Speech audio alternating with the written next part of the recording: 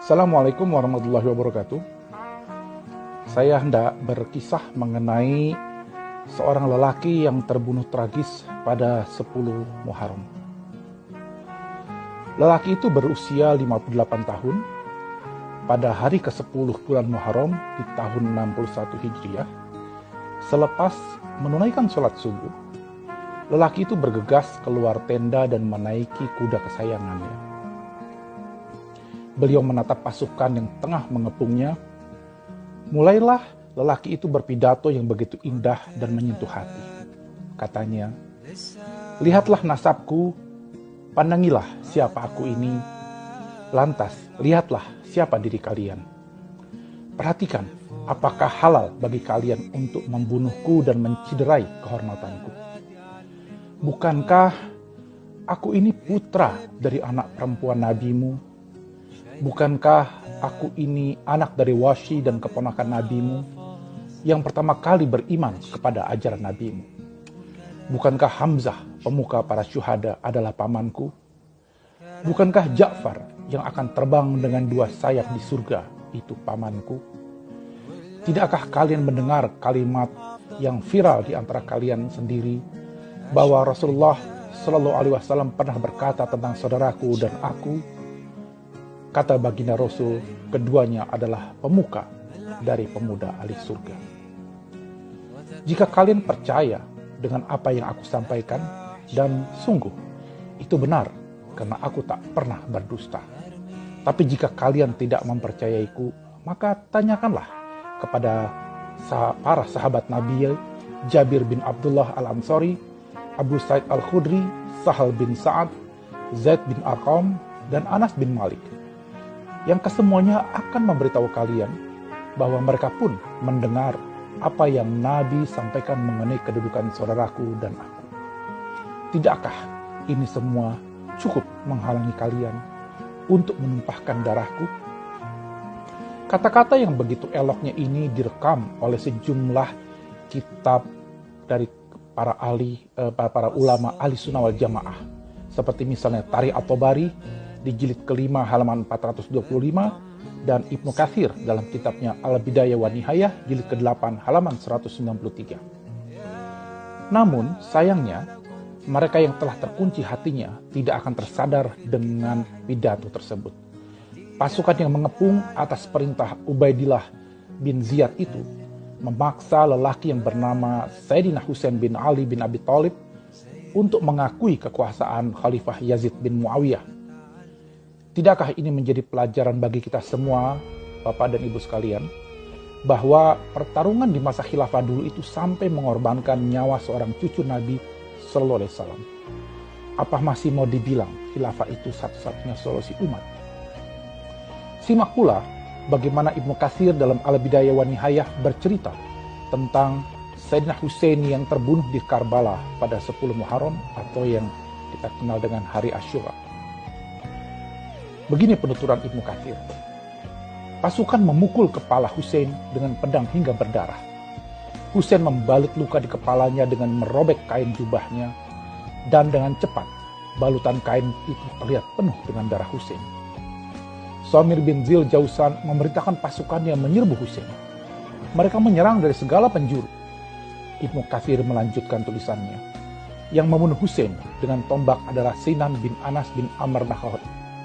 Dan kemudian dia menggorok leher Husain dan menyerahkan kepala Husain kepada Khawali bin Yazid. Kitab Al-Bidayah wa Nihayah jilid 8 halaman 204. Anas melaporkan bahwa ketika kepala Husain yang dipenggal itu dibawa ke Ubaidillah bin Ziyad, yang kemudian memainkan ujung tongkatnya menyentuh mulut dan hidung Husain, Anas berkata, "Demi Allah, sungguh aku pernah melihat Rasulullah mencium tempat engkau memainkan tongkatmu ke wajah Husain ini." Ibnu Katsir mencatat 72 orang pengikut Sayyidina Husain yang terbunuh hari itu. Imam Suyuti dalam Tarikh Al-Khulafah mencatat 4.000 pasukan yang mengepung Sayyidina Husain dan keluarganya di bawah kendali Umar bin Sa'ad bin Abi Waqqas. Pada hari terbunuhnya Sayyidina Husain, Imam Suyuti dalam Tarikh Al-Khulafah mengatakan dunia seakan berhenti selama 7 hari, mentari merapat laksana kain yang menguning, terjadi gerhana matahari di hari itu. Langit pun terlihat memerah selama 6 bulan. Imam Suyuti juga mengutip dari Imam At-Tirmizi yang meriwayatkan kisah dari Salma yang menemui Ummu Salamah, istri Nabi Muhammad SAW yang saat itu masih hidup. Ummu Salamah wafat pada tahun 64 Hijriah, sementara Sayyidina Husain terbunuh tahun 61 Hijriah. Salamah bertanya, "Mengapa engkau menangis?" Ummu Salamah menjawab, "Semalam saya bermimpi melihat Rasulullah yang kepala dan janggut beliau terlihat berdebu. Saya tanya, 'Mengapa engkau, wahai Rasul?' Rasulullah menjawab, 'Saya baru saja menyaksikan pembunuhan Husain.'" Begitulah dahsyatnya pertarungan kekuasaan di masa khilafah dulu. Mereka tidak segan membunuh cucu Nabi demi kursi khilafah. Apa mereka sangka Rasulullah tidak akan tahu peristiwa ini? Lantas, apakah mereka yang telah membunuh Sayyidina Husain kelak masih berharap mendapat syafaat datuknya Rasulullah SAW di padang mahsyar? Dalam kisah yang memilukan ini, sungguh ada pelajaran untuk kita semua. Lahumul Fatihah.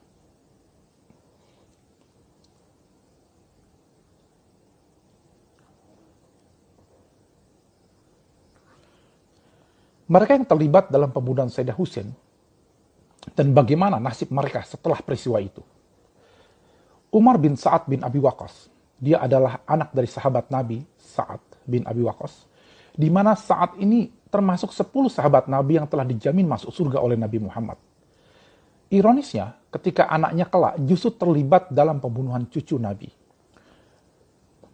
Kemudian Umar bin Sa'ad bin Abi Waqqas dipenggal kepalanya oleh Abu Amr Kaisan atas perintah Muqtafar Thaqafi. Kepalanya dikirim ke Muhammad bin Hanafiyah, putra Imam Ali bin Abi Thalib yang lain. Itulah yang terjadi dengan nasib pembunuh Sayyidina Husain ini. Yang kedua, Ubaidillah bin Ziyad. Beliau saat itu menjabat sebagai gubernur Kufah saat terjadinya peristiwa Karbala. Dialah yang mengerahkan 4.000 pasukan mengepung Sayyidina Husain.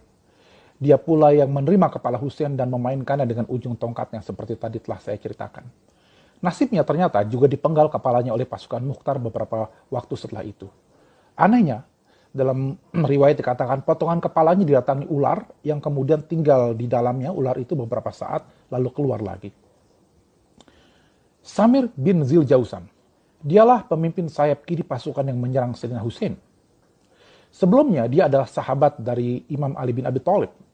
Namun di masa dinasti Umayyah malah berbalik membenci keluarga Ali. Pasukannya yang memenggal kepala Husain.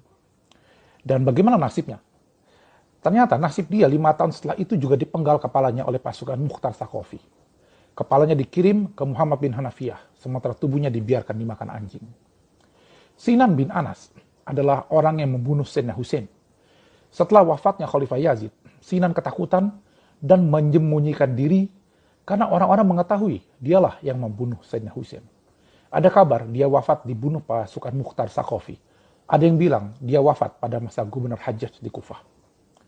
Hurmala bin Kahil al-Asadi membunuh Ali Asghar, anak Sayyidina Husain yang baru berusia 6 bulan. Berarti cicitnya Nabi Muhammad. Sayyidina Husain meminta air untuk bayinya yang kehausan. Namun Hurmala melepas anak panah bermata 3 ke leher sang bayi, cicit Nabi Muhammad. Hurmala belakangan mati dieksekusi pasukan Mukhtar 5 tahun setelah itu. Khawli bin Yazid yang membawa potongan kepala Sayyidina Husain ke Kufah untuk Ubaidillah bin Ziyad. Dia menyembunyikan kepala Sayyidina Husain di kompor rumahnya. Nasibnya berakhir tragis. Dia dibunuh di depan rumahnya dan dibakar oleh pasukan Mukhtar Thaqafi. Begitulah yang terjadi terhadap 6 tokoh utama dalam peristiwa pembunuhan Sayyidina Husain di Karbala pada 10 Muharram. Semoga Allah memberikan balasan yang setimpal atas kelakuan, kebiadaban, dan kekejian mereka yang telah mereka lakukan terhadap keluarga Nabi Muhammad SAW. Demikian kisah yang bisa saya sampaikan. Semoga ada manfaatnya. Wallahu muwaffiq ila aqwamit thoriq. Assalamualaikum warahmatullahi wabarakatuh.